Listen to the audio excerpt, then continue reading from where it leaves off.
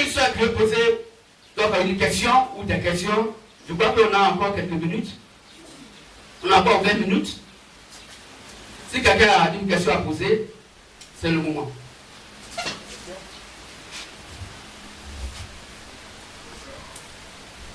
15 minutes pour question maximum, 15 à 10, c'est possible. Quelqu'un a une question à poser sur les Saintes Écritures, la doctrine ou le message? Ok, elle peut se lever pour poser la question. Non, la question, c'est pas autant qu'une question, mais je dirais que vous m'éclaircissez un peu. Pendant la prédication, j'ai entendu dire que l'église, c'est pas une maison et que ce sont les humains. Oui. Mais ça m'a fait penser à la partie où, quand Jésus était en train de prêcher, d'évangéliser et qu'il se promenait, il est arrivé quelque part où il y avait les gens qui vendaient dans la maison et il disait de ne pas faire de la maison de son père une maison de commerce. Oui. Donc, dans cette partie-là, si on dit que l'église n'est pas une maison et que l'église ce sont des humains, pourquoi est-ce que Jésus a dit... Attendez ce langage. C'est une bonne question. Merci à la soeur. Qu'est-ce que vous dites? Alors, à la réponse de cette question, il faut d'abord comprendre que Dieu, l'Éternel, s'est exprimé sur 3 phases. Il a le langage du Père, il y a le langage du Fils et il y a le langage du Saint-Esprit. Or, le peuple d'Israël, eux, ils ne croient pas à Moïse. Et ils savaient que Dieu avait donné le plan du tabernacle à Moïse. On peut lire ça? Prenons Acte 7. Acte 7 à partir du verset 46. Donc, quand Jésus-Christ est venu, il a eu les deux langages. Il a eu le langage du Père et le langage du Fils. Ça dit que quoi? Dieu, dans l'Ancien Testament, parlait de manière littérale. Si Dieu parle d'une maison, c'était la maison physique. Est-ce que vous comprenez? Au temps de Jésus-Christ, quand Jésus-Christ parle de maison, il parle de la maison physique et en même temps, il parle de la maison révélée. Donc, la maison spirituelle. Et c'est pourquoi ils n'ont pas pu comprendre Jésus-Christ, puisque eux, ils comprenaient les Saintes Écritures, le peuple d'Israël comprenait les Saintes Écritures sous l'entendement du Père. Donc, la compréhension littérale de ces Écritures. Est-ce que vous comprenez? Quand Jésus-Christ est venu, il avait la compréhension littérale et en même temps la compréhension révélée. Est-ce que vous comprenez? Raison pour laquelle, dans Jean 6, qu'elle a dit, vos pères ont mangé la manne dans le désert. Il a repris ce qui est écrit dans l'Ancien Testament, ou bien? Et ils sont tous morts. Mais moi, je suis le vrai pain descendu du ciel. Quiconque mange ce pain à la vie éternelle. Et ce pain, c'est mon corps que je livre. Hein? Pourtant, ils savent que c'est écrit dans le livre de Lévitique 17 qu'on ne doit pas manger la chair d'un être humain. On ne doit pas boire le sang d'un être humain. Est-ce que vous comprenez? Donc, eux, ils écoutaient Jésus-Christ sur le plan littéral. Or, Jésus-Christ, lui, leur tenait un langage révélé.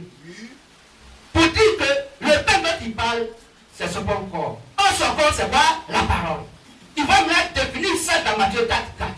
Car l'homme ne vit pas de pain seulement, mais doit vivre de la parole de Dieu. Or, il dit son corps est le vrai pain qu'on doit manger. Il va me définir après que son pain qu'on doit manger, qui est son bon corps, s'appelle la parole de Dieu. Est-ce que vous comprenez? Donc, Colossiens 3, 6 dit, la lettre tue, mais l'esprit vivifie. Donc, quand Jésus parlait donc de la maison de son père, hein, il ne parlait pas de la maison littérale en tant que telle. Il parlait de la parole. Pour dire plus tard, des gens vont venir pour vendre dans les lieux d'église. Puis il parlait de quoi? Des vêtements moissons qui allaient venir plus tard.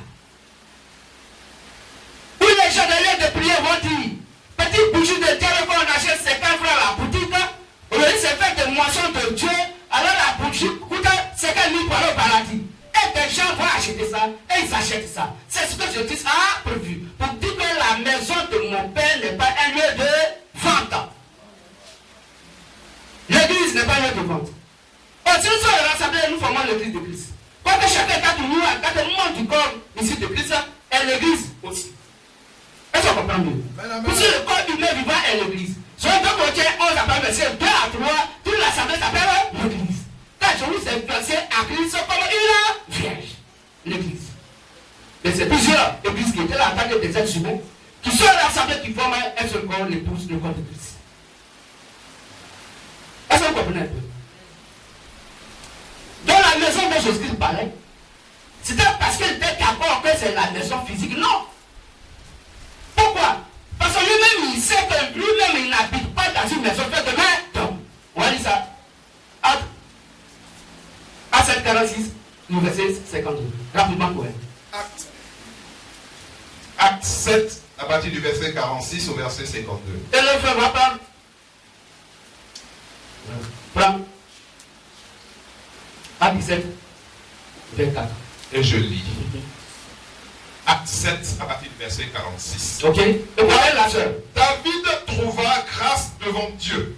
Donc David a trouvé grâce devant Dieu. Et demanda de lever une demeure pour le Dieu de Jacob. Maintenant, c'est le Saint-Esprit qui parle au temps des apôtres.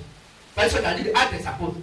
Donc Dieu va là ouvrir l'esprit aux gens pour mieux comprendre les choses dont Dieu a parlé dans l'Ancien Testament, de les comprendre de manière révélée, dans la révélation. Et ce fut Salomon qui bâtit une maison. Donc, Salomon a bâti une maison à Dieu, c'est-à-dire le tabernacle, le lieu de prière. Mais les gens appellent abusement l'église. Est-ce que vous comprenez? Mais le Très-Haut n'habite pas dans ce qui est fait de main d'homme. Donc le Très-Haut n'était pas dans le temps de Salomon. Comme dit le prophète. Comme dit le prophète. Le ciel est mon trône. Le ciel est mon trône. Et la terre mon marchepied. Et la terre mon marchepied. Quelle maison me bâtirez-vous? Donc quelle maison peut bâtir à Dieu? Dit le Seigneur. Oui. Ou quel sera le lieu de mon repos? Comment quelqu'un peut donc bâtir une maison pour mettre Dieu dedans? N'est-ce pas ma main qui a fait toutes ces choses? Est-ce que c'est pas ma main qui a fait toutes choses? Homme au cou raide. Dieu même dit homme au cou raide. Incirconcis de cœur. Oui. Et d'oreille. Et d'oreille. Vous vous opposez toujours au Saint-Esprit. Ils vont toujours s'opposer à ce que Dieu dit. Ce que vos pères ont été. Est-ce qu'il a dit vous allez vous opposer à ce que le Père a dit? Il dit oui, vous allez vous opposer au Saint-Esprit. Ça veut dire que si tu veux comprendre Dieu, il faut écouter ce que dit le Saint-Esprit. Or le Saint-Esprit est venu après la mort et la résurrection du Seigneur Jésus-Christ. Et c'est dans Acte 2 que le Saint-Esprit a commencé à expliquer comment il faut comprendre Dieu de manière révélée. Ce que vos pères ont été. Ce que vos pères ont été hier, Vous l'êtes aussi. vous l'êtes aussi. Lequel des prophètes vos pères n'ont-ils pas persécuté? Lequel des prophètes que Dieu a envoyé que vos pères n'ont-ils pas persécuté? Ils ont tué ceux qui annonçaient d'avance la venue du juste. Ils ont tué ceux qui ont annoncé d'avance la venue du Seigneur Jésus-Christ. Que vous avez livré maintenant. Et que vous allez livrer maintenant. Et dont vous avez été les meurtriers. Et donc vous avez été par les meurtriers. Amen. C'est simple. Dieu n'habite pas dans des temps faits de main d'homme. Des bâtiments là, Dieu n'est pas dedans. Dieu est ici parce que nous sommes là. Pourquoi? Parce qu'il est en nous. Dès qu'on quitte ici là, c'est les cafards et les mouches qui vont s'amuser. On s'en avec Dieu parce qu'il est dans notre cœur. Sur le côté 3, 7, 17. Vous êtes le temple de Dieu et l'Esprit de Dieu habite en vous. Dieu n'habite pas dans les maisons faites de main d'homme. On peut lire ça. Acte 17, verset 24. Oui. Le Dieu qui a fait le monde Le Dieu qui a fait le monde et tout ce qui s'y trouve, et tout ce qui s'y trouve, étant le Seigneur du ciel et de la terre, n'habite point dans les temples faits de main d'homme. Ok. Il n'est point servi par des mains humaines, comme s'il avait besoin de quoi que ce soit. Lui qui donne à tous la vie, la respiration et toutes choses. Il a fait que tous les hommes, sortis d'un seul sang, habitent sur toute la surface de la terre, ayant déterminé la durée des temps et des bornes de leur demeure. Amen. Donc Dieu n'est pas dans les bâtisses. Prenez Esaïe 4, à partir du verset 4 4 au verset 5. Dieu n'est pas dans le bâtiment. Le bâtiment de main, donc Dieu n'y est pas. Donc quand Jésus-Christ parlait donc de ce bâtiment, quand il parlait donc de la maison, il parlait de lui-même. Il parlait de la parole. Il parlait de qui? Des fils et des filles de ce véritable Dieu. Il parlait de l'adoration. C'est pourquoi dans Matthieu 24, quand on lui a montré la gloire du temple de Jérusalem, la gloire du temple de Salomon, il dit, un jour viendra où vous ne trouverez point pierre sur pierre. Car cette maison, je vais la détruire en un jour et je vais la rebâtir en 3 jours. Qu'est-ce qu'il appelle la maison? Son propre corps. Pour dire que c'est lui qui sommes donc sa maison. Sur Hébreux 3:6. Il parlait donc de sa mort et sa résurrection pour dire que un jour, on va le tuer et le 3e jour, il va ressusciter des morts. La maison dont il parlait de sa propre personne.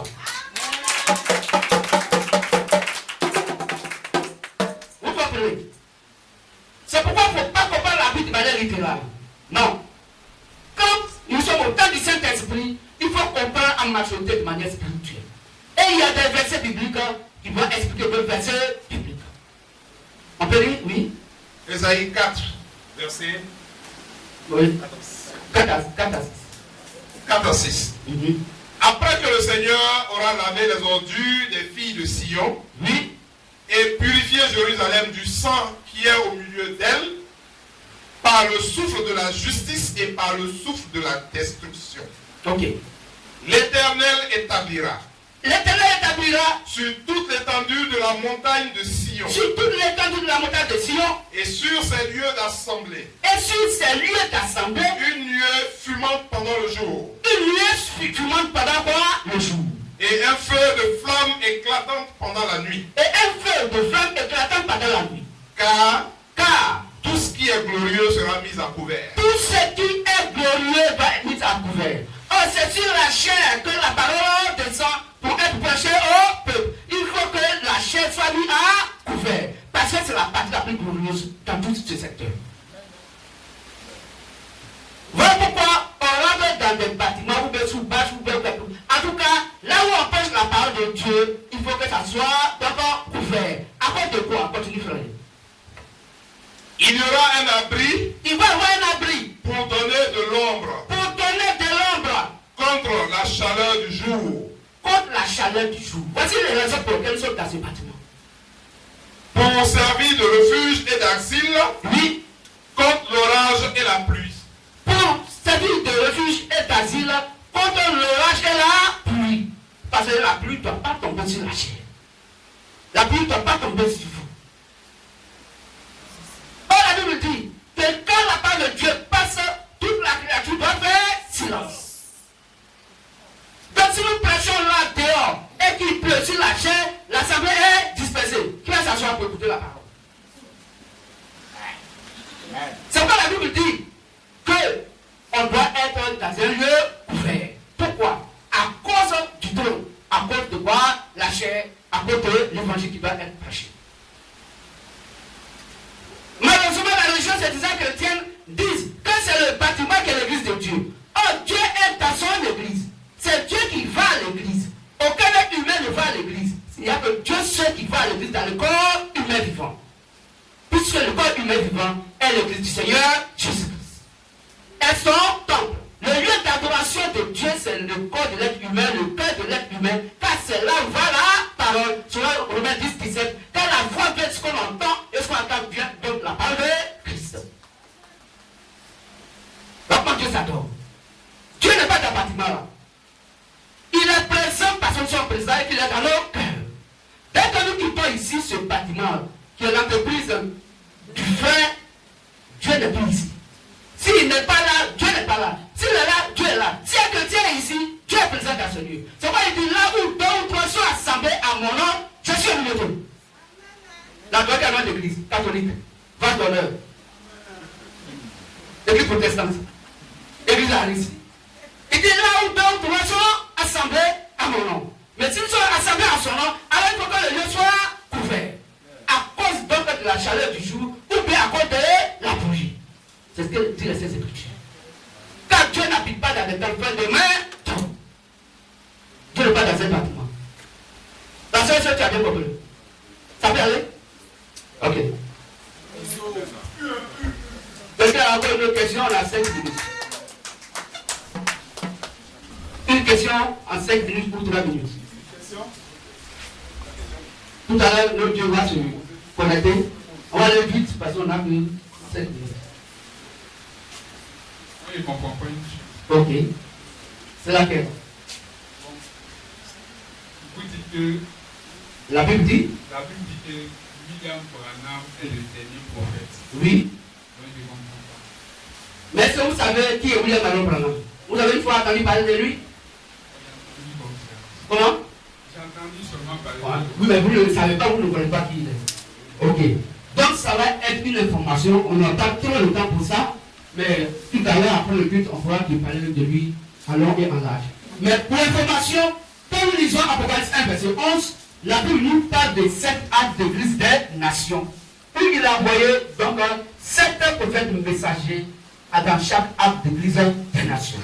Et chaque prophète messager, à chaque acte d'église des nations, a préparé une des vierges sages et des vierges folles. Et les folles là, ce sont elles donc qui vont rester sur la terre.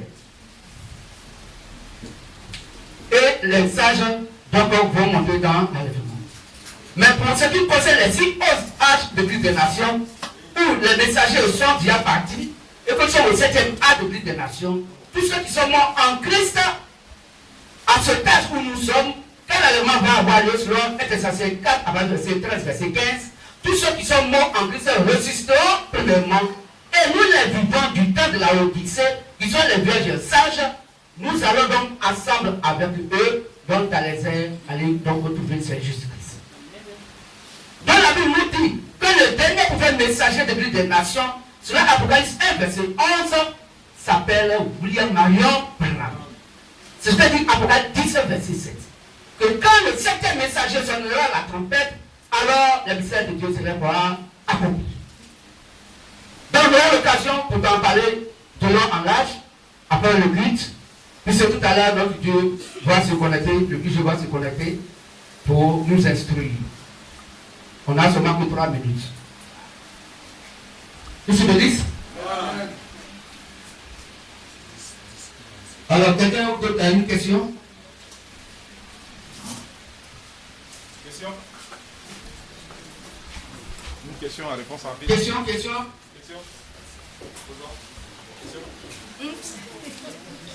Ok. Monsieur le ministre. Donc, on va se lever et nous allons faire la prière de clôture.